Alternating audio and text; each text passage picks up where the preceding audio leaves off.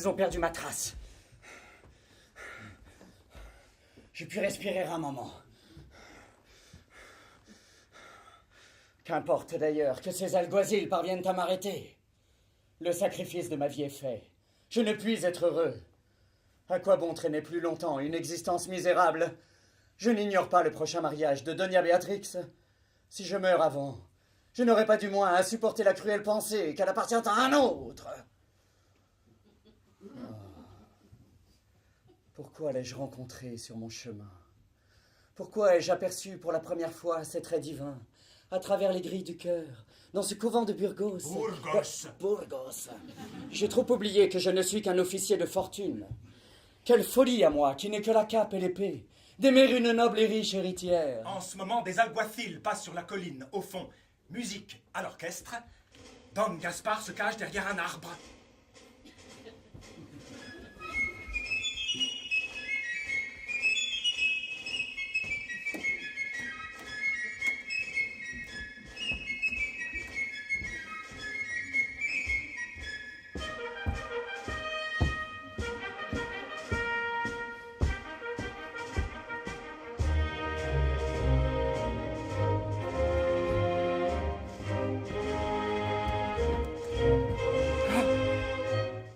Ces alguazils. Oh, à quoi bon leur disputer ma vie? En vaut-elle la peine? J'ai voulu étouffer cet amour. J'ai senti que la raison était impuissante. Doña Béatrix est venue à la cour. Je l'y ai suivie.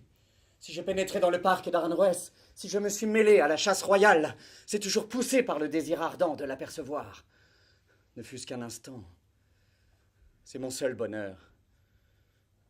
Je n'ai jamais osé l'aborder, lui dire « Je vous aime ». Non, jamais. Mon orgueil se révolte à l'idée d'être accueilli avec dédain. Et quel espoir me reste-t-il, maintenant que Doña Béatrix est la fiancée de ce Don Melchior? Maintenant surtout que ma tête est mise à prix comme celle d'un félon et d'un traître. J'ai touché à la reine d'Espagne. C'est un crime de lèse-majesté, de haute trahison. Et je mourrai. Mon sort devient inévitable.